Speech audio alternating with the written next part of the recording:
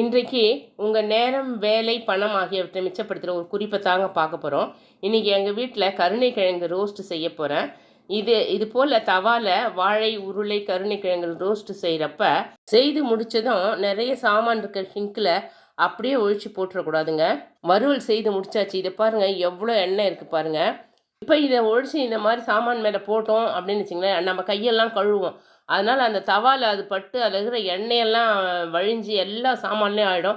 அது சேர்க்கறது ரொம்ப ரொம்ப கஷ்டமாக இருக்கும். நிறைய சோப் லிக்யூட செலவாயிடும். அதுக்கு நாம் என்ன செய்யணும்னா, நமக்கு உதவாத வேட்டி துண்டுகள், இந்த பனியன்கள்லாம் துவைச்சி வச்சுருப்போம் இல்லைங்களா சுத்தமாக, அதுலேருந்து ஒரு துண்டை கிழித்து இதை நல்லா வைப் பண்ணி எடுக்கணுங்க.